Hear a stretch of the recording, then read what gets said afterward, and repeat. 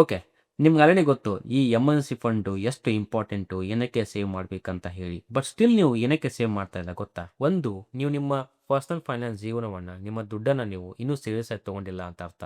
2, ನೀವು ನಿಮ್ಮ ಲೈಫಲ್ಲಿ ನಿಜವಾಗ್ಲೂ ಈ ಕಷ್ಟದ ಟೈಮ್ ಹೇಗಿರುತ್ತೆ, ಈ ಎಮರ್ಜೆನ್ಸಿ ಸಿಚುವೇಶನ್ ಹೇಗಿರುತ್ತೆ ಅಂತ ನಿಜವಾಗ್ಲೂ ನಿಮಗೆ ಅರಿವೇ ಆಗಿಲ್ಲ. 3, ನೀವು ಈ ಎಮರ್ಜೆನ್ಸಿ ಕಾನ್ಸೆಪ್ಟ್ ಬಗ್ಗೆ ಇನ್ನೂ ಕೇಳೇ ಇಲ್ಲ. ಇದು ಯಾವ ಥರ ಇರುತ್ತೆ, ಎಷ್ಟು ಸೇವ್ ಮಾಡಬೇಕು, ಎಲ್ಲಿ ಇಡಬೇಕು, ಇದ್ರ ಬಗ್ಗೆ ನೀವು ಗೊತ್ತೇ ಇರದೇ ಕಾರಣಕ್ಕೆ ಈ ಎಮರ್ಜೆನ್ಸಿ ಫಂಡ್ ನೀವು ಕ್ರಿಯೇಟ್ ಮಾಡಿಲ್ಲ. ಒಂದು ವೇಳೆ ನೀವು ಥರ್ಡ್ ಕ್ಯಾಟಗರಿಯಲ್ಲಿ ಬಂದಿದ್ರೆ, ನಾನಿವತ್ತು ಎಮರ್ಜೆನ್ಸಿ ಫಂಡ್ ಅಂದರೆ ಏನಕ್ಕೆ, ಅದು ಎಷ್ಟು ಇಂಪಾರ್ಟೆಂಟು, ನಾವು ಈ ಎಮರ್ಜೆನ್ಸಿ ಫಂಡಿಗೆ ಎಷ್ಟು ಸೇವ್ ಮಾಡಬೇಕು, ಸೇವ್ ಮಾಡಿದ ದುಡ್ಡನ್ನು ಎಲ್ಲಿ ಎತ್ತಿಡಬೇಕಂತ ಹೇಳಿ ನನ್ನ ಪರ್ಸ್ನಲ್ ಅನುಭವದಿಂದ ನಾನೇನು ಫಾಲೋ ಮಾಡ್ತಾ ಇದ್ದೀನಿ ಅದನ್ನು ನಿಮಗೆ ಜೆನ್ಯೂನ್ ಆಗಿ ಹೇಳ್ತೀನಿ. ಈ ಎಮರ್ಜೆನ್ಸಿ ಕಾನ್ಸೆಪ್ಟು ಸಿಕ್ಕಾಪಟ್ಟೆ ಸಿಂಪಲ್ಲು. ನಾವು ಮುಂದೆ ಬರುವಂಥ ಈ ಕಷ್ಟ ಕಾಲಕ್ಕೆ, ಈ ಎಮರ್ಜೆನ್ಸಿ ಸಿಚುವೇಶನ್ಗೆ, ಅದು ಯಾವುದೇ ಆಗಿರ್ಬೋದು, ಹೆಲ್ತ್ ಇಶ್ಯೂ ಆಗಿರ್ಬೋದು, ಏನೇ ಆಗಿರ್ಬೋದು, ಅದಕ್ಕೆ ನಾವು ಮುಂದಾಲೋಚನೆ ಮಾಡಿಬಿಟ್ಟು ಇವತ್ತೇದಾನೆ ಸ್ವಲ್ಪ ಸ್ವಲ್ಪನೇ ನಾವು ಪ್ರತಿ ಮಂತ್ ಸ್ಯಾಲ್ರಿಯಿಂದ ಸೇವ್ ಮಾಡಿ ಒಂದು ಕಡೆ ಎತ್ತಿಡೋದು. ಸೊ ನಮಗೆ ಕಷ್ಟದ ಟೈಮು, ಈ ಎಮರ್ಜೆನ್ಸಿ ಟೈಮು ಬಂದಾಗ ಈ ಬ್ಯಾಕಪ್ ಫಂಡು, ಈ ಎಮರ್ಜೆನ್ಸಿ ಫಂಡಿಂದ ದುಡ್ಡನ್ನು ವಿಡ್ರಾ ಮಾಡಿಕೊಂಡು ನಾವು ಅದನ್ನು ಸಾಲ್ವ್ ಮಾಡ್ಕೋಬೋದು. ಈ ಕಾನ್ಸೆಪ್ಟ್ ಯಾವ ಥರ ಅಂತಂದರೆ, ಮಳೆ ಬಂದಾಗ ನಾವು ಕೊಡೆಯನ್ನು ಹುಡ್ಕೋ ಬದಲು ನಾವು ಅಡ್ವಾನ್ಸ್ ಆಗಿ ಅದ್ರ ಬಗ್ಗೆ ಯೋಚನೆ ಮಾಡಿ ಕೊಡೆಯನ್ನು ಅಡ್ವಾನ್ಸ್ ಆಗಿ ಬೈ ಮಾಡೋದು. ಒಂದು ವೇಳೆ ಮಳೆ ಬಂತು ಅಂದರೆ ನಮ್ಮ ಕಡೆ ಕೊಡೆ ಇರುತ್ತೆ. ಸೊ ನಾವು ಮಳೆ ಬಗ್ಗೆ ಯಾವುದೇ ಥರ ಚಿಂತೆ ಮಾಡೋ ಅವಶ್ಯಕತೆ ಇಲ್ಲ. ಇನ್ನೊಂದು ಎಕ್ಸಾಂಪಲ್ ಅಂದರೆ, ಬೆಂಕಿ ಹತ್ತಿದಾಗ ನೀರನ್ನು ಹುಡ್ಕೋ ಬದಲು ಅಡ್ವಾನ್ಸ್ ಆಗಿ ನಾವು ನೀರನ್ನು ತಂದಿಟ್ಕೊಳ್ಳೋದು. ನಮ್ಮ ಲೈಫಲ್ಲಿ ಎಮರ್ಜೆನ್ಸಿ ಹೇಳಿ ಕೇಳಿ ಬರಲ್ಲ. ಹೇಳಿ ಕೇಳಿ ಬಂದರೆ ಅದಕ್ಕೆ ಎಮರ್ಜೆನ್ಸಿ ಅಂತ ನಾವು ಅನ್ನಲ್ಲ. ಆಲ್ಮೋಸ್ಟ್ 99% ಎಮರ್ಜೆನ್ಸಿ ಟೈಮು ದುಡ್ಡಿಂದ ರಿಸಾಲ್ವ್ ಆಗುತ್ತೆ. ನಾವು ಮಂಡೇ ಮಾರ್ನಿಂಗ್ ಆಫೀಸ್ಗೆ ಹೋಗ್ತಾ ಇರ್ತೀವಿ, ಸಡನ್ ಆಗಿ ನಮಗೆ ಯಾವನೋ ಬಂದ್ಬಿಟ್ಟು ಗುದ್ದಿ ಆಕ್ಸಿಡೆಂಟ್ ಆಗಿಬಿಡುತ್ತೆ. ಆ ಟೈಮಲ್ಲಿ ನಮ್ಮ ಸ್ಯಾಲ್ರಿ 1 ಲಕ್ಷ 2 ಲಕ್ಷ ಇದ್ರೂ ಕೂಡ ನಮ್ಮ ಬ್ಯಾಂಕ್ ಅಕೌಂಟಲ್ಲಿ, ನಮ್ಮ ಪರ್ಸಲ್ಲಿ ದುಡ್ಡು ಇರದೇ ಇದ್ರೆ ನಾವು ಸಿಕ್ಕಾಪಟ್ಟೆ ತೊಂದರೆಯನ್ನು ಫೇಸ್ ಮಾಡ್ತೀವಿ. ಕಷ್ಟಕ್ಕೆ ಬರದೇ ಇರುವಂಥ ದುಡ್ಡು ಸುಖಕ್ಕೆ ಬಂದರೆ ಅದೇನು ಯೂಸ್ ಇಲ್ಲ. ನಾವು ಲಕ್ಷ 10 ಲಕ್ಷ ದುಡಿದ್ರೂ ಕೂಡ ಕಷ್ಟಕ್ಕೆ ಬರದೇ ಇರೋ ದುಡ್ಡು ಏನಕ್ಕೆ ಯೂಸ್ ಹೇಳಿ? ಜಸ್ಟ್ ಹೆಲ್ತ್ ಇಶ್ಯೂ ಅಷ್ಟೇ ಅಲ್ಲ, ನಮ್ಮ ಕಡೆ ಕಾರ್ ಇರುತ್ತೆ, ಬೈಕ್ ಇರುತ್ತೆ, ಅದಕ್ಕೆ ಸಡನ್ ಆಗಿ ಏನೋ ಒಂದು ಸರ್ವಿಸ್ ಆಗಿರ್ಬೋದು ಅಥವಾ ಒಂದು ರಿಪೇರಿ ಆಗಿರ್ಬೋದು ಅಂತ ಬಂದಾಗ ಈ ಎಮರ್ಜೆನ್ಸಿ ಫಂಡ್ ಹೆಲ್ಪ್ ಆಗುತ್ತೆ. ನಿಮಗೆ ಮದುವೆಯಾಗಿ ಮಕ್ಕಳಾಗಿದ್ರೆ ಅವ್ರ ಫೀಸು, ಅವ್ರದ್ದು ಏನೋ ಒಂದು ಸಪ್ರೇಟ್ ಆಕ್ಟಿವಿಟಿ, ಸಡನ್ ಒಂದು ಏನೋ ಎಕ್ಸ್ಪೆನ್ಸ್ ಬಂದಾಗ ಈ ಫಂಡ್ ಹೆಲ್ಪ್ ಆಗುತ್ತೆ. ನಾವೇನು ಮಾಡ್ತೀವಿ, ಈ ಟಫ್ ಟೈಮ್ ಬಂದಾಗ ನಾವು ನಮ್ಮ ಫ್ರೆಂಡ್ಸ್ ಕೇಳ್ತೀವಿ, ರಿಲೇಟಿವ್ಸ್ ಕೇಳ್ತೀವಿ, ದುಡ್ಡು ಕೊಡಿ, ಈ ಥರ ಸ್ವಲ್ಪ ಇಶ್ಯೂ ಆಗಿದೆ ಅಂತ ಹೇಳಿ. ದುಡ್ಡು ಎಲ್ಲಿ ಹುಟ್ಟೋದೇ ಇಲ್ಲ ಅವಾಗ. That is how time treaters. ಕೆಲವೊಬ್ರು ಈ ಥರ ಫ್ರೆಂಡ್ಸ್ಗೆ ರಿಲೇಟಿವ್ ಕೇಳ್ತಾರೆ, ಕೆಲವೊಬ್ಬರಿಗೆ ಸ್ವಲ್ಪ ಜಾಸ್ತಿ ಎಡಿಟ್ ಇರುತ್ತೆ ನಾನೇನು ಕೇಳಬೇಕಂತ ಹೇಳಿ. ಅವ್ರೇನು ಮಾಡ್ತಾರೆ ಗೊತ್ತಾ, ಈ ಲೋನ್ಸು, ಪರ್ಸನಲ್ ಲೋನ್ಸು, ಇವಾಗಂತೂ ಸಿಕ್ಕಾಪಟ್ಟೆ ಆ್ಯಪ್ಸ್ಗಳಿದೆ, ಲೋನ್ಸ್ ಈಸಿಯಾಗಿ ಸಿಕ್ಕಿಬಿಡುತ್ತೆ. ಇವನ್ ಕ್ರೆಡಿಟ್ ಕಾರ್ಡ್ ಮೇಲೆ ಲೋನ್ ಸಿಗುತ್ತೆ. ಈ ಥರ ಲೋನ್ಸ್ ಅಂತ ಹೇಳಿ ಮಾಡಿಕೊಂಡು ಈ ಡೆಟ್ ಟ್ರ್ಯಾಪ್ ಅಂದರೆ ಸಾಲದ ಸುಳಿಯಲ್ಲಿ ಸಿಕ್ಕಾಕೋತಾರೆ. ಈ ಎಲ್ಲ ಪ್ರಾಬ್ಲಮ್ಸ್ಗೆ ಒಂದೇ ಒಂದು ಸಿಂಪಲ್ ಸೊಲ್ಯೂಷನ್ ಏನಂದರೆ ಎಮರ್ಜೆನ್ಸಿ ಫಂಡು. ನಾನು ನಿಮಗೆ ಸಿಕ್ಕಾಪಟ್ಟೆ ಫೋರ್ಸ್ ಮಾಡ್ತಾ ಇದ್ದೀನಿ ಒಂದು ಎಮರ್ಜೆನ್ಸಿ ಫಂಡ್ ಮಾಡ್ಕೊಳ್ಳಿ ಅಂತ ಹೇಳಿ. This is my third video. I am speaking on the emergency fund. ನೀವು ಸ್ಟಿಲ್ ನನ್ನ ಸಬ್ಸ್ಕ್ರೈಬರ್ ಆಗಿದ್ದರೆ, ಎಮರ್ಜೆನ್ಸಿ ಫಂಡ್ ಮಾಡ್ಕೊಂಡಿಲ್ಲ ಅಂದರೆ ಯು ಆರ್ ಡಿಸ್ರೆಸ್ಪೆಕ್ಟಿಂಗ್ ಮೀ. ನೀವು ಅನ್ಸಬ್ಸ್ಕ್ರೈಬ್ ಮಾಡ್ಕೊಂಡ್ಬಿಟ್ಟು ನೀವು ಹೋಗ್ಬೋದು, ಓಕೆನಾ? ನನ್ನ ಸಬ್ಸ್ಕ್ರೈಬರ್ ಆಗಿದ್ದರೆ I am concern about them. You have to make emergency fund after watching this video. But ಎಷ್ಟು ದುಡ್ಡನ್ನು ನಾವು ಸೇವ್ ಮಾಡಬೇಕು ಆಸ್ ಅ ಎಮರ್ಜೆನ್ಸಿ ಫಂಡ್ ಅಂತ ಹೇಳಿ? 1 ಲಕ್ಷ, 2 ಲಕ್ಷ, 5 ಲಕ್ಷ, 10 ಲಕ್ಷ. ಸೊ ನಾವು ಇಲ್ಲಿ ಒಂದು ರೂಲ್ಸನ್ನು ಫಾಲೋ ಮಾಡ್ಕೋಬಹುದು.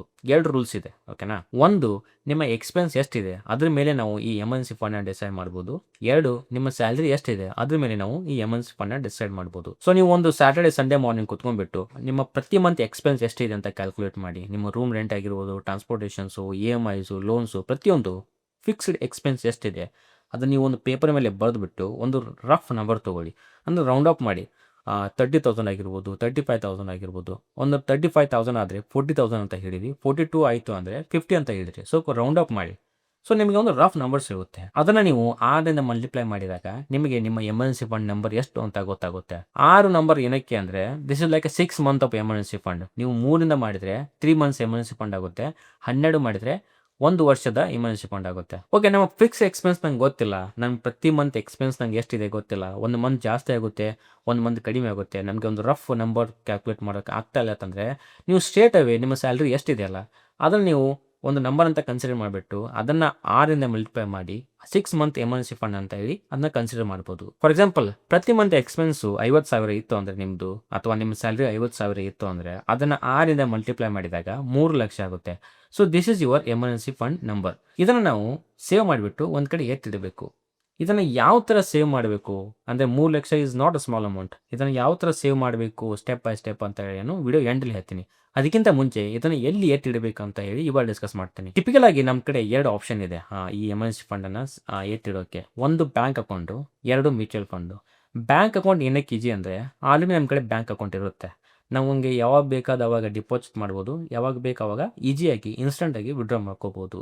This is advantage. ಬಟ್ ಇದೇ ನಮಗೆ ಡಿಸ್ಅಡ್ವಾಂಟೇಜ್ ಆಗುತ್ತೆ. ಯಾವ ಥರ ಅಂದರೆ, ನಾವು ಎಲ್ಲೋ ಹೊರಗಡೆ ಹೋಗಿರ್ತೀವಿ, ಮಾಲ್ಗೆ ಹೋಗಿರ್ತೀವಿ, ಟ್ರಿಪ್ಪಿಗೆ ಹೋಗಿರ್ತೀವಿ, ಎಲ್ಲೋ ಹೋಗಿರ್ತೀವಿ, ಒಂದು ಶಾಪಲ್ಲಿ ಬೈ 1 get 4 get 5 ಅಂತ ಆಫರ್ ಇದ್ದರೆ ನಮಗೆ ಅನಿಸುತ್ತೆ, ಓಕೆ ಇದನ್ನು ಬೈ ಮಾಡೋಣ. ಇವಾಗ ನನ್ನ ಕಡೆ ಎಮರ್ಜೆನ್ಸಿ ಫಂಡ್ ಅಂತ ಇದೆ ಬ್ಯಾಂಕ್ ಅಕೌಂಟಲ್ಲಿ, ಸೊ ನಾನು ಇವಾಗ ಇದರಿಂದ ವಿಡ್ರಾ ಮಾಡ್ಕೋತೀನಿ. ನೆಕ್ಸ್ಟ್ ಮಂತ್ ಸ್ಯಾಲ್ರಿ ಬಂದಾಗ ನಾನು ಮತ್ತೆ ಇದನ್ನು ರೀಫಿಲ್ ಮಾಡ್ತೇನೆ ಅಂತ ಹೇಳಿ ಆ ಎಮರ್ಜೆನ್ಸಿ ಫಂಡಿಂದ ದುಡ್ಡನ್ನು ವಿಡ್ರಾ ಮಾಡಿ ಅದನ್ನು ಬೈ ಮಾಡ್ತಾರೆ. But this is how it should not be. Emergency fund ನಾವು ಕ್ರಿಯೇಟ್ ಮಾಡಿದ್ದು ಎಮರ್ಜೆನ್ಸಿ ಸಿಚುವೇಶನ್ಗೆ ಮಾತ್ರ. ನಮಗೆ ಕಷ್ಟ ಕಾಲ ಅಂತ ಬಂದಾಗ ಮಾತ್ರ ನಾವು ವಿಡ್ರಾ ಮಾಡಬೇಕು. ನಮಗೆ ಫೋನ್ ಬೈ ಮಾಡೋಕ್ಕೆ, ಲ್ಯಾಪ್ಟಾಪ್ ಬೈ ಮಾಡೋಕ್ಕೆ, ಬಟ್ಟೆ ಬೈ ಮಾಡೋಕ್ಕೆ ಎಮರ್ಜೆನ್ಸಿ ಕ್ರಿಯೇಟ್ ಮಾಡೋದಿತ್ತಂದರೆ ಅದೇನು ಯೂಸ್ ಆಗಲ್ಲ. ಸೊ ನಮಗೆ ಈ ಬ್ಯಾಂಕ್ ಅಕೌಂಟಲ್ಲಿ ಈಸಿ ಆಕ್ಸೆಸ್ ಇರೋದ್ರಿಂದ ನಾವು ಅದನ್ನು ಕನ್ಸಿಡರ್ ಮಾಡೋಕ್ಕಾಗಲ್ಲ. ಮತ್ತು ಅಲ್ಲಿ ರೇಟ್ ಆಫ್ ರಿಟರ್ನ್ ಕೂಡ 3% 4% ಇರುತ್ತೆ. ಇನ್ಫ್ಲೇಷನ್ ಕೂಡ ಬೀಟ್ ಮಾಡೋಕ್ಕಾಗಲ್ಲ. ಎರಡನೇದು mutual fund. Mutual fund is again best way. ಏನಕ್ಕೆಂದರೆ ಅಲ್ಲಿ ಈಸಿ ಆಕ್ಸೆಸ್ ಇರಲ್ಲ. ನೀವು ಇವತ್ತು ವಿಡ್ರಾ ಹಾಕಿದರೆ ಅದು ನಾಳೆ ಅಥವಾ ನಾಡಿದ್ದು ನಿಮ್ಮ ಕಡೆ ಬರುತ್ತೆ. ಇದೇ ನಿಮಗೆ ನೆಗೆಟಿವ್ ಪಾಯಿಂಟ್ ಆಗುತ್ತೆ ಅಗೇನ್. ಏನಕ್ಕೆ ಅಂದರೆ, ನಾವು ಎಮರ್ಜೆನ್ಸಿ ಫಂಡ್ ಏನಕ್ಕೆ ಕ್ರಿಯೇಟ್ ಮಾಡ್ತೀವಿ ಅಂತಂದರೆ ಎಮರ್ಜೆನ್ಸಿ ಸಿಚುವೇಷನ್ಗೆ ಕ್ರಿಯೇಟ್ ಮಾಡ್ತೀವಿ. ಎಮರ್ಜೆನ್ಸಿ ಸಿಚುವೇಷನ್ಗೆ ದುಡ್ಡು ಇಮ್ಮಿಡಿಯೇಟ್ ಬೇಕಾಗುತ್ತೆ. ನಾವು ಇವಾಗ ಏನಾದರೂ ಕಷ್ಟ ಅಂತ ಬಂದಾಗ, ನಾವು ಹಾಸ್ಪಿಟಲ್ ಅಡ್ಮಿಟ್ ಆದಾಗ ನಮಗೆ ಇಮ್ಮಿಡಿಯೇಟಾಗಿ ದುಡ್ಡು ಬೇಕಾಗುತ್ತೆ. ನಾವು ಇವತ್ತು ವಿಡ್ರಾ ಹಾಕಿ 2 ದಿನ 3 ದಿನ ಆದಮೇಲೆ ದುಡ್ಡು ಬಂತು ಅಂದರೆ ಅದು ಆ ಸಿಚುವೇಷನ್ಗೆ ಹೆಲ್ಪ್ ಆಗಲ್ಲ. ಸೊ ಮ್ಯೂಚುವಲ್ ಫಂಡ್ ಕೂಡ ಇಲ್ಲಿ ಸರಿ ಆಪ್ಷನ್ ಇಲ್ಲ. ಹಾಗಾದರೆ ನಾವು ಈ ಎಮರ್ಜೆನ್ಸಿ ಫಂಡನ್ನು ಇಡಬೇಕಾದ್ರೆ ಯಾವ ಪಾಯಿಂಟ್ಸನ್ನು ಕನ್ಸಿಡರ್ ಮಾಡಬೇಕು? 3 ಪಾಯಿಂಟ್ಸ್. ಫಸ್ಟ್ ಒನ್, ನಮಗೆ ಇನ್ಸ್ಟಂಟ್ ವಿಡ್ರಾ ಆಪ್ಷನ್ ಇರಬೇಕು. Second one, rate of return ಜಾಸ್ತಿ ಇರಬೇಕು. ಅಂದರೆ ಅಟ್ಲೀಸ್ಟ್ ಈ ಇನ್ಫ್ಲೇಷನ್ ಬೀಟ್ ಮಾಡುವಷ್ಟು ರಿಟರ್ನು ನಮಗೆ ಸಿಗ್ತಾ ಇರಬೇಕು ನಮ್ಮ ಎಮರ್ಜೆನ್ಸಿ ಫಂಡ್ ಮೇಲೆ. ಥರ್ಡ್ ಒನ್ನು, ಸೇಫ್ಟಿ ಇರಬೇಕು. ಹಾಗಾದರೆ ನಾವು ಎಲ್ಲಿ ಸೇವ್ ಮಾಡಬೇಕು? Fixed deposit. No I am not telling about the normal fixed deposit. ನಾವು ಬ್ಯಾಂಕ್ ಅಕೌಂಟ್ಗೆ ಹೋಗಿ ಸೇವಿಂಗ್ ಅಕೌಂಟ್ ಓಪನ್ ಮಾಡಿ ಅದ್ರ ಮೇಲೆ ನಾವು FD ಮಾಡೋದು ಅದಲ್ಲ. ಅಲ್ಲಿ ಸಿಕ್ಕಾಪಟ್ಟೆ ಟೈಮ್ ತೊಗೊಳುತ್ತೆ. ಆಫ್ಲೈನ್ ಪ್ರೊಸೆಸ್ ಜಾಸ್ತಿ ಇರುತ್ತೆ. ಇವಾಗ ಇದ್ದಂಥ ಬ್ಯಾಂಕ್ಗಳು ಆನ್ಲೈನ್ ಇದ್ದರೂ ಕೂಡ ಪ್ರೊಸೆಸ್ ಸಿಕ್ಕಾಪಟ್ಟೆ ಸ್ಲೋ. ಮತ್ತು ರೇಟ್ ಆಫ್ ರಿಟರ್ನ್ ಕೂಡ 5% 6% ಇಷ್ಟೇ ಇರುತ್ತೆ.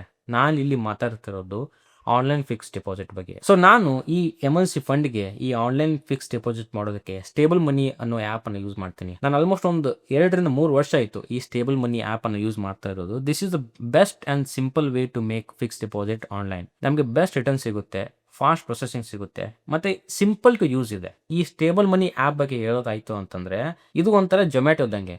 ಯಾವ ಥರ ಈ ಜೊಮ್ಯಾಟೊ ಹೋಟೆಲು ಮತ್ತು ಕಸ್ಟಮರನ್ನು ಕನೆಕ್ಟ್ ಮಾಡಿಕೊಡುತ್ತೆ, ಇದು ಕೂಡ ಹಾಗೆ ಬ್ಯಾಂಕ್ಸನ್ನು ಮತ್ತು ಕಸ್ಟಮರನ್ನು ಕನೆಕ್ಟ್ ಮಾಡಿಕೊಡುತ್ತೆ FD ಮಾಡೋರಿಗೆ. ನಾವು ಸ್ಟೇಬಲ್ ಮನಿಯಲ್ಲಿ ಇನ್ವೆಸ್ಟ್ ಮಾಡಿದರೆ ಆ ದುಡ್ಡನ್ನು ತೊಗೊಂಡು ಸ್ಟೇಬಲ್ ಮನಿ ಬೇರೆ ಕಡೆ ಸ್ಟಾಕ್ ಮಾರ್ಕೆಟು ಅಥವಾ ಮ್ಯೂಚುವಲ್ ಫಂಡಲ್ಲಿ ಇನ್ವೆಸ್ಟ್ ಮಾಡಲ್ಲ. ಸ್ಟೇಬಲ್ ಮನಿ ಕೆಲಸ ಏನು, ಈ ಬೆಸ್ಟ್ FD ರಿಟರ್ನ್ ಕೊಡುವಂಥ ಬ್ಯಾಂಕ್ಗಳನ್ನು ತಮ್ಮ ವೆಬ್ಸೈಟ್ನಲ್ಲಿ, ತಮ್ಮ ಆ್ಯಪ್ಗಳಲ್ಲಿ ಲಿಸ್ಟ್ ಮಾಡಿರ್ತಾರೆ. ನಮಗೆ ಯಾವ ಬ್ಯಾಂಕ್ ಬೆಸ್ಟ್ ಅನಿಸುತ್ತೆ, ನಮಗೆ ಯಾವ್ದು ರೇಟ್ ಚೆನ್ನಾಗಿ ಅನಿಸುತ್ತೆ, ನಾವು ಅದನ್ನು ಚೂಸ್ ಮಾಡಿಬಿಟ್ಟು ನಾವು ಇನ್ವೆಸ್ಟ್ ಮಾಡ್ಬೋದು. ಈ ಸ್ಟೇಬಲ್ ಮನಿಯಲ್ಲಿ ಬೆಸ್ಟ್ ಥಿಂಗ್ ಏನಂದರೆ, ನಾವು FD ಮಾಡಬೇಕಾದ್ರೆ ಈ ಟಿಪಿಕಲ್ ಬ್ಯಾಂಕ್ ಅಕೌಂಟ್ ಥರ ಸೇವಿಂಗ್ ಅಕೌಂಟ್ ಓಪನ್ ಮಾಡೋ ಅವಶ್ಯಕತೆ ಇಲ್ಲ. ನಾವು ಡೈರೆಕ್ಟಾಗಿ ಯಾವುದೇ ಬ್ಯಾಂಕನ್ನು ಚೂಸ್ ಮಾಡಿಬಿಟ್ಟು ಜಸ್ಟ್ ಫಿಕ್ಸ್ಡ್ ಡೆಪಾಸಿಟ್ ಅಷ್ಟೇ ಮಾಡ್ಬೋದು. ಮತ್ತು ಈ ಸ್ಟೇಬಲ್ ಮನಿ ಆ್ಯಪ್ಗಳಲ್ಲಿ ಯಾವ ಬ್ಯಾಂಕ್ಗಳು ಲಿಸ್ಟ್ ಆಗಿದೆ, ಆಲ್ಮೋಸ್ಟ್ ಎಲ್ಲ ಬ್ಯಾಂಕ್ಗಳು RBI ಇನ್ಸ್ಟಿಟ್ಯೂಟ್ ಬ್ಯಾಂಕ್ಗಳಾಗಿವೆ. ಅಂದರೆ ನೀವು ಈ ಇನ್ವೆಸ್ಟ್ ಮಾಡಿರೋಂಥ ದುಡ್ಡು, ಅಂದರೆ ಈ FD ಮಾಡಿರ್ತಾರಲ್ಲ, ಆ ಬ್ಯಾಂಕು ಏನಾದರೂ ಲಾಸ್ ಆಯಿತು ಅಂದರೆ ನಿಮ್ಮ ದುಡ್ಡಿಗೆ ಏನೂ ಆಗಲ್ಲ. ನಿಮ್ಮ ದುಡ್ಡಿಗೆ ಖುದ್ದಾಗಿ RBI 5 ಲಕ್ಷವರೆಗೂ ಇನ್ಸೂರೆನ್ಸ್ ಕೊಡುತ್ತೆ. ನೀವು ಅದನ್ನು ಆಮೇಲೆ ಹೋಗಿ ಕ್ಲೇಮ್ ಮಾಡ್ಕೋಬೋದು. ಅಂದರೆ ಇಲ್ಲಿ 100% ಸೇಫ್ ಆಗಿರುತ್ತೆ. ಓಕೆ, ಒಂದು 5 ಬೆಸ್ಟ್ ಫ್ಯೂಚರ್ಸ್ ಏನಂತಂದರೆ, ನಿಮಗೆ ಹೈ ರಿಟರ್ನ್ಸ್ ಬೇಕಿತ್ತಂದರೆ ನೀವು ಅದನ್ನು ಕ್ಲಿಕ್ ಮಾಡಿಬಿಟ್ಟು ಅದರಲ್ಲಿ ಬೆಸ್ಟ್ ರಿಟರ್ನ್ ಕೊಡುವಂಥ ಬ್ಯಾಂಕು ಕರೆಂಟಲ್ಲಿ ಯಾವುದಿರುತ್ತೆ ನೀವು ಅಲ್ಲಿ ಇನ್ವೆಸ್ಟ್ ಮಾಡ್ಬೋದು. ಆಲ್ಮೋಸ್ಟ್ ಎಲ್ಲ ಸೇಫ್ ಇರುತ್ತೆ. ಮತ್ತು ನೀವು ರಿಕರಿಂಗ್ ಡಿಪಾಸಿಟ್ಸು, ನಾನು ಒಂದೇ ಸಾರಿ FD ಮಾಡೋಕ್ಕಾಗಲ್ಲ, ಪ್ರತಿ ತಿಂಗಳು ಸ್ಯಾಲರಿ ಬರುತ್ತೆ, ನಾನು ಅವಾಗ FD ಮಾಡ್ತೇನೆ ಅಂತಂದರೆ ನೀವು ಅದು ಕೂಡ ಇಲ್ಲಿ ಫೀಚರ್ ಅವೈಲೇಬಲ್ ಇದೆ. ಆಮೇಲೆ ರೆಗ್ಯುಲರ್ ಇನ್ಕಮ್ ಅಂದರೆ ನೀವು 1 ಲಕ್ಷ ಏನಾದರೂ FD ಮಾಡಿದರೆ ಪ್ರತಿ ತಿಂಗಳು ನಮಗೆ ಆ ಇಂಟ್ರೆಸ್ಟ್ ನಮ್ಮ ಬ್ಯಾಂಕ್ ಅಕೌಂಟಲ್ಲಿ ಬಂದು ಡೆಪಾಸಿಟ್ ಆಗಬೇಕು ಅಂತಂದರೆ ನೀವು ಅದು ಕೂಡ ನೀವು ಇಲ್ಲಿ ಮಾಡ್ಬೋದು. This is really great app for the fixed deposit. ನಾನು ಇದನ್ನು ಜಾಸ್ತಿ ಯೂಸ್ ಮಾಡ್ತಾ ಬರ್ತಿದ್ದೀನಿ, ಪರ್ಸನಲಾಗಿ ಯೂಸ್ ಮಾಡಿದ್ದೀನಿ. ನಿಮ್ಗೆ ಆಲ್ರೆಡಿ ಗೊತ್ತು, ನಾನು ಜೆನ್ಯೂನ್ ಆಗಿತ್ತು ಅಂದರೆ ಅಷ್ಟೇ ನಿಮಗೆ ರೆಕಮೆಂಡೇಶನ್ ಮಾಡ್ತೀನಿ ಅಂತ ಹೇಳಿ. ಸೊ ರೆಕಮೆಂಡ್ ಮಾಡ್ತಾ ಇದ್ದೀನಿ. ಲಿಂಕ್ ಕೆಳಗಡೆ ಇದೆ. ಸೊ ನೀವು ಕ್ಲಿಕ್ ಮಾಡಿಬಿಟ್ಟು ನಿಮ್ಮ ಫಸ್ಟ್ ಫಿಕ್ಸ್ಡ್ ಡೆಪಾಸಿಟನ್ನು ನೀವು ಮಾಡ್ಕೋಬೋದು. ಓಕೆ, ಇವಾಗ ನಿಮ್ಮ ಎಮರ್ಜೆನ್ಸಿ ಫಂಡ್ ನಂಬರ್ಗೆ ಬರೋಣ. ಸೊ ನಾವು 50,000 ಪ್ರತಿ ಮಂತ್ ಎಕ್ಸ್ಪೆನ್ಸು 6 ತಿಂಗಳ ಅಂದರೆ 3 ಲಕ್ಷ ಆಗುತ್ತೆ. ಇದನ್ನು ಯಾವ ಥರ ಫಿಕ್ಸ್ಡ್ ಡೆಪಾಸಿಟ್ ಮಾಡೋದು? ಇಲ್ಲಿ 2 ದಾರಿ ಇದೆ. ಒಂದು, ನೀವು 3 ಲಕ್ಷ ಒಂದೇ FD ಮಾಡ್ಬೋದು. ಬಟ್ ಆ ಥರ ಮಾಡಿದರೆ ಏನಾಗುತ್ತೆ, ಮೋಸ್ಟ್ ಆಫ್ ದ ಎಮರ್ಜೆನ್ಸಿ ಸಿಚುವೇಷನಲ್ಲಿ ನಮಗೆ ಅಷ್ಟೊಂದು ಹಣ ಬೇಕಾಗಿರೋಲ್ಲ. 30,000 40,000 50,000 ಈ ಥರ ಬೇಕಾಗುತ್ತೆ. ಜಸ್ಟ್ 30 40 50,000ಗೋಸ್ಕರ ನಾವು 3 ಲಕ್ಷ FDಯನ್ನು ಬ್ರೇಕ್ ಮಾಡಬೇಕಾಗುತ್ತೆ. ಈ ಥರ ಬ್ರೇಕ್ ಮಾಡಿದರೆ ಏನಾಗುತ್ತೆ, ಈ ರೇಟ್ ಆಫ್ ರಿಟರ್ನ್ ಮೇಲೆ ಅದು ಇಂಪ್ಯಾಕ್ಟ್ ಆಗುತ್ತೆ. ಸೊ ಅದಕ್ಕಿಂತ ಬೆಟರ್ ಆಪ್ಷನ್ ನನ್ನ ಪ್ರಕಾರ ಏನಂದರೆ, ಬೆಸ್ಟ್ ಆಪ್ಷನ್ ಇದು. ನಾನು ಇದನ್ನು ಕಂಡು ಹಿಡಿದಿರೋದು, ನಮ್ಮ 6 ಮಂತ್ ಎಮರ್ಜೆನ್ಸಿ ಫಂಡ್ ನಾವು 6 ಪಾರ್ಟ್ಸ್ ಆಗಿ ಡಿವೈಡ್ ಮಾಡಿ ಒಂದೊಂದು ಪಾರ್ಟನ್ನು ಸಪ್ರೇಟಾಗಿ ನಾವು ಎಫ್ ಡಿ ಮಾಡ್ತಾ ಹೋಗೋದು. ಅಂದರೆ ನಾವು ಪ್ರತಿ ಮಂತು 50,000 ಎಕ್ಸ್ಪೆನ್ಸ್ ಇರುತ್ತೆ. ನಾವು 6 ಮಲ್ಟಿಪ್ಲೈ ಮಾಡಿ 3 ಲಕ್ಷ ಆಗುತ್ತೆ. So 6 month emergency fund. ಇದನ್ನು ಅಗೇನ್ 6 ಡಿವೈಡ್ ಮಾಡಿದಾಗ ನಮಗೆ 50,000 50,000 50,000 6 ಪಾರ್ಟ್ಸ್ ಆಗಿ ಬರುತ್ತೆ. ಈ ಪ್ರತಿ 50,000 ಅಮೌಂಟನ್ನು ನಾವು ಸಪ್ರೇಟಾಗಿ ಎಫ್ ಡಿ ಮಾಡ್ತಾ ಹೋಗೋದು. ಇದರಿಂದ ಅಡ್ವಾಂಟೇಜ್ ಏನಾಗುತ್ತೆ ಅಂದರೆ ನಮಗೆ 30,000 40,000 ಎಕ್ಸ್ಪೆನ್ಸ್ ಬಂದಾಗ ನಾವು 6 ಎಫ್ ಡಿಯನ್ನು ಬ್ರೇಕ್ ಮಾಡೋ ಅವಶ್ಯಕತೆ ಇಲ್ಲ, ಅಥವಾ 3 ಲಕ್ಷ ಎಫ್ ಡಿ ಬ್ರೇಕ್ ಮಾಡೋ ಅವಶ್ಯಕತೆ ಇಲ್ಲ. ಜಸ್ಟ್ 50,000 ಎಫ್ ಡಿ ಬ್ರೇಕ್ ಮಾಡೋದು. ಇನ್ನು 5 ಎಫ್ ಡಿ ಅಲ್ಲೇ ಇರುತ್ತೆ, ಅದು ಗ್ರೋ ಆಗ್ತಾ ಹೋಗುತ್ತೆ. ಅಥವಾ ನಿಮ್ಮ ಎಕ್ಸ್ಪೆನ್ಸ್ 1 ಲಕ್ಷ ಆಯಿತು ಅಂದರೆ ನೀವು 2 ಎಫ್ ಡಿಯನ್ನು ಬ್ರೇಕ್ ಮಾಡೋದು, ಇನ್ನು 4 ಎಫ್ ಡಿ ಅಲ್ಲೇ ಇರುತ್ತೆ. ಸೊ ನಿಮ್ಮ ಕಡೆ ಯಾವಾಗ ಮತ್ತೆ ದುಡ್ಡು ಇರುತ್ತೆ ನೀವು ಈ 2 ಎಫ್ ಡಿಯನ್ನು ಮತ್ತೆ ಮಾಡ್ಕೋಬಹುದು. This is simple way to maintain our emergency fund. But main ಪಾರ್ಟ್ಗೆ ಬರೋದಾದ್ರೆ ನಮ್ಗೆ ಆಲ್ರೆಡಿ ಗೊತ್ತಾಯ್ತು ನಮ್ಮ ಎಮರ್ಜೆನ್ಸಿ ಫಂಡ್ಗೆ ನಾವು ಎಷ್ಟು ದುಡ್ಡು ಸೇವ್ ಮಾಡಬೇಕು ಅಂತ ಹೇಳಿ. ಅದನ್ನು ನಾವು ಸೇವ್ ಮಾಡಿ ಎಲ್ಲಿ ಎತ್ತಿಡಬೇಕು ಅಂತ ಹೇಳಿ ಗೊತ್ತಾಯ್ತು. ಬಟ್ ಯಾವ ಥರ ಸೇವ್ ಮಾಡಬೇಕು? Don't look at the mountain, ಓಕೆನಾ? Just focus on the steps, single steps. ನೀವು ಆ ಬೆಟ್ಟವನ್ನು ಹತ್ತಿರ ಪ್ರತಿ ಮಂತ್ ನಿಮ್ಮ ಕಡೆ ಎಷ್ಟು ದುಡ್ಡು ಇರುತ್ತೆ? 2,000 ಇರಲಿ, 1,000 ಇರಲಿ, 500 ಇರಲಿ, ಅಥವಾ 5,000 ಇರಲಿ, ಎಷ್ಟಾಗುತ್ತೆ ಅಷ್ಟು ಮ್ಯಾಕ್ಸ್ ಸೇವ್ ಮಾಡಿಬಿಟ್ಟು ನಿಮ್ಮ ಬ್ಯಾಂಕ್ ಅಕೌಂಟಿಗೆ ಆ್ಯಡ್ ಮಾಡ್ತಾ ಹೋಗಿ. ಯಾವಾಗ ನಿಮ್ಮ ಬ್ಯಾಂಕ್ ಅಕೌಂಟಲ್ಲಿ 50,000 ಆಗುತ್ತೆ ಅದನ್ನು ಎತ್ತಿಬಿಟ್ಟು ಒಂದು ಎಫ್ ಡಿ ಮಾಡಿ. ಇದೇ ಥರ ನೀವು ಪ್ರತಿ ಮಂತ್ ಮಾಡ್ತಾ ಹೋಗಿ. ಯಾವಾಗೆಲ್ಲ ನಿಮ್ಮ ಕಡೆ ದುಡ್ಡು ಇರುತ್ತೆ ಬ್ಯಾಂಕ್ ಅಕೌಂಟ್ಗೆ ಎತ್ತಿಡೋದು. ಯಾವಾಗ ಬ್ಯಾಂಕ್ ಅಕೌಂಟಲ್ಲಿ 50,000 ಆಗುತ್ತೆ, 50,000 ಅಂದರೆ ನಿಮ್ಮ ಪ್ರಕಾರ 1 ಮಂತ್ ಆಫ್ ಎಮರ್ಜೆನ್ಸಿ ಫಂಡ್ ಯಾವಾಗ ರೀಚ್ ಆಗುತ್ತೆ ಅದನ್ನು ಎತ್ತಿಬಿಟ್ಟು ಎಫ್ ಡಿ ಮಾಡಿ. ಇದೇ ಥರ ಮಾಡ್ತಾ ನೀವು 6 ತಿಂಗಳು ಎಮರ್ಜೆನ್ಸಿ ಫಂಡ್ ಮಾಡಿ. 6 ತಿಂಗಳು ಮಾಡಲೇಬೇಕಂತ ಇಲ್ಲ, ನೀವು 12 ತಿಂಗಳು ಮಾಡ್ಬೋದು, 3 ತಿಂಗಳ ಕೂಡ ಮಾಡ್ಬೋದು. ಬಟ್ ಮಿನಿಮಮ್ ನೀವು 3 ತಿಂಗಳು ಎಮರ್ಜೆನ್ಸಿ ಫಂಡ್ ಮಾಡಿ ಅಂತ ನಾನು ನಿಮಗೆ ಸಜೆಸ್ಟ್ ಮಾಡ್ತೀನಿ. ಓಕೆ, ನಾವು ಈಗ ಮಾಡಿಬಿಟ್ಟು ಪ್ರತಿ ಮಂತ್ ದುಡ್ಡನ್ನು ಸೇವ್ ಮಾಡಿ ಈ ಎಮರ್ಜೆನ್ಸಿ ಫಂಡನ್ನು ಕೂಡಿಡ್ತೀವಿ. ಮೋಸ್ಟ್ ಆಫ್ ದ ಪೀಪಲ್ ಎಲ್ಲಿ ಫೇಲ್ ಆಗ್ತಾ ಇರತ್ತಂದ್ರೆ ಯಾವ್ದು ಎಮರ್ಜೆನ್ಸಿ ಅಲ್ಲ ಅಂತ ಹೇಳಿ ಅವ್ರಿಗೆ ಗೊತ್ತೇ ಆಗಲ್ಲ. ಯಾವುದೋ ಒಬ್ಬ ಫ್ರೆಂಡ್ ಕಾಲ್ ಮಾಡ್ತಾನೆ, ಸ್ವಲ್ಪ ಮಚ್ಚ ಬಿಗ್ ಬಿಲಿಯನ್ ಡೇಸ್ ಬಂದಿದೆ, ಗ್ರೇಟ್ ಇಂಡಿಯನ್ ಸೇಲ್ ಬಂದಿದೆ, ನಂಗೆ ಸ್ವಲ್ಪ ದುಡ್ಡು ಅವಶ್ಯಕತೆ ಆಗಿದೆ, ನೆಕ್ಸ್ಟ್ ಮಂತ್ ಕೊಡ್ತೀನಿ ಅಂತ ಅಂದರೆ ನಿಮ್ಮ ಕಡೆ ದುಡ್ಡು ಇರದೇ ಇದ್ರೂ ಕೂಡ ನೀವು ಕರ್ಣನಾಗಿಬಿಟ್ಟು ಎಮರ್ಜೆನ್ಸಿ ಫಂಡ್ ಬ್ರೇಕ್ ಮಾಡಿ ಅವ್ರಿಗೆ ಕೊಡ್ತೀರಾ. This is not emergency fund. ಅಥವಾ ನೀವು ಹೊಸ ಬಟ್ಟೆ ಬೇಕು ಅಂತ ಹೇಳಿ ಬ್ರೇಕ್ ಮಾಡೋದು ಈಸ್ ನಾಟ್ ಎಮರ್ಜೆನ್ಸಿ ಸಿಚುವೇಶನ್. ಅಥವಾ ನಿಮ್ಮ ಫೋನ್ ಸ್ಟ್ರಕ್ ಆಗ್ತಾ ಇದೆ, ನಾನು ಹೊಸ ಫೋನ್ ತೊಗೋಬೇಕು, ಆಫರ್ ಬಂದಿದೆ, ಈ ಆಫರ್ ಮಿಸ್ ಆಗುತ್ತೆ, ಫಿಯರ್ ಆಫ್ ಮಿಸ್ಸಿಂಗ್ ಔಟ್ ಅಂತ ಹೇಳಿ ಫೀಲ್ ಆಗಿಬಿಟ್ಟು ಈ ಫಂಡನ್ನು ಬ್ರೇಕ್ ಮಾಡೋದು ಈಸ್ ನಾಟ್ ಎಮರ್ಜೆನ್ಸಿ ಸಿಚುವೇಶನ್. ನನ್ನ ಪ್ರಕಾರ ನೀವು ಯಾವಾಗ ಈ ಎಮರ್ಜೆನ್ಸಿ ಫಂಡನ್ನು ಬ್ರೇಕ್ ಮಾಡಬೇಕಂದ್ರೆ ನಾವು ಎಮರ್ಜೆನ್ಸಿ ಟೈಮಲ್ಲಿ ಎಲ್ಲೂ ಕೂಡ ದುಡ್ಡು ಸಿಗದೇ ಇದ್ದಾಗ, ಎಲ್ಲೂ ಕೂಡ ದುಡ್ಡು ಅರೇಂಜ್ ಆಗದೇ ಇದ್ದಾಗ ಆವಾಗ ಮಾತ್ರ ನಾವು ಎಮರ್ಜೆನ್ಸಿ ಫಂಡನ್ನು ಬ್ರೇಕ್ ಮಾಡಬೇಕು. ಅಲ್ಲಿವರೆಗೆ ನಾವು ಬ್ರೇಕ್ ಮಾಡಲೇಬಾರ್ದು. ಮತ್ತು ಇನ್ನೊಂದು, ಮೋಸ್ಟ್ ಪೀಪಲ್ ಇದನ್ನು ಮಿಸ್ಟೇಕ್ ಮಾಡ್ತಾರೆ, ನಾನು ಕೂಡ ಮಾಡಿದ್ದೀನಿ ಅದನ್ನು. ಓಕೆನಾ? ನಾವೇನು ಮಾಡ್ತೀವಿ, ನಮ್ಮ ಕಡೆ ದುಡ್ಡು ಸೇವ್ ಆಗೋಕ್ಕೆ ಸ್ಟಾರ್ಟ್ ಆದಾಗ ನಾವು ಎಮರ್ಜೆನ್ಸಿ ಫಂಡನ್ನು ಕಂಪ್ಲೀಟ್ ಅವಾಯ್ಡ್ ಮಾಡಿಬಿಟ್ಟು, ನೆಗ್ಲೆಕ್ಟ್ ಮಾಡಿಬಿಟ್ಟು ಮುಂದೆ ಮಾಡ್ತೀನಿ ಅಂತ ಪೋಸ್ಟ್ಪೋನ್ ಮಾಡ್ತಾ ಇನ್ವೆಸ್ಟ್ ಮಾಡೋಕ್ಕೆ ಮುಂದೆ ಆಗ್ತೀವಿ. ಅನ್ನೋ ಒಂದು ಎಕ್ಸೈಟ್ಮೆಂಟ್ ಇರುತ್ತೆ. ಓಕೆ, ನಾನು ದುಡ್ಡನ್ನು ಗ್ರೋ ಮಾಡ್ತೀನಿ, ಮ್ಯೂಚುವಲ್ ಫಂಡಲ್ಲಿ ಇನ್ವೆಸ್ಟ್ ಮಾಡ್ತೀನಿ, ಸ್ಟಾಕಲ್ಲಿ ಇನ್ವೆಸ್ಟ್ ಮಾಡ್ತೀನಿ, ಸ್ಟಾಕ್ ಇವಾಗ ಬೈ ಆನ್ ಡಿಪ್ಪಲ್ಲಿ ಬಂದಿದೆ, ಇದನ್ನು ಬೈ ಮಾಡಿದರೆ ಒಂದು ಗುಡ್ ಆಪರ್ಚುನಿಟಿ ಅಂತ ಹೇಳ್ಬಿಟ್ಟು ನಾವು ಎಮರ್ಜೆನ್ಸಿ ಫಂಡನ್ನ ಕಂಪ್ಲೀಟ್ ನೆಗ್ಲೆಕ್ಟ್ ಮಾಡಿ ಈ ಸ್ಟಾಕಲ್ಲಿ ಇನ್ವೆಸ್ಟ್ ಮಾಡ್ತಾ ಹೋಗ್ತೀವಿ. ಈ ಪ್ರತಿದಿನ ಹಿಂಗೆ ಮಾಡ್ತಾ ಹೋಗ್ತೀವಿ. ಒಂದು ಸಿಚುವೇಶನ್ ಕ್ರಿಯೇಟ್ ಆಗುತ್ತೆ, ನಮಗೆ ದುಡ್ಡು ಬೇಕೇ ಬೇಕು ಅಂತ ಹೇಳಿ. ಆವಾಗ ನಾವೇನು ಮಾಡ್ತೀವಿ, ಇವ್ರನ್ನ ಕೇಳ್ತೀವಿ, ಎಲ್ಲಿ ಅರೇಂಜ್ ಆಗದೇ ಇದ್ದಾಗ ನಾವು ಸ್ಟಾಕ್ನ ಸೆಲ್ ಮಾಡಲೇಬೇಕಾಗುತ್ತೆ, ಇರ್ರೆಸ್ಪೆಕ್ಟಿವ್ ಆಫ್ ಅದು ಅಪ್ ಇರಲಿ ಅಥವಾ ಡೌನ್ ಇರಲಿ.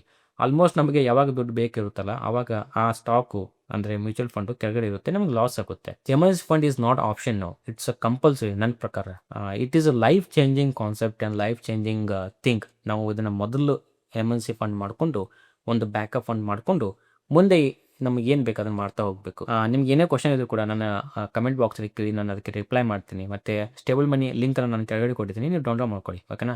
I hope this video helpful to you. ಮತ್ತೆ ಸಿಗುವ.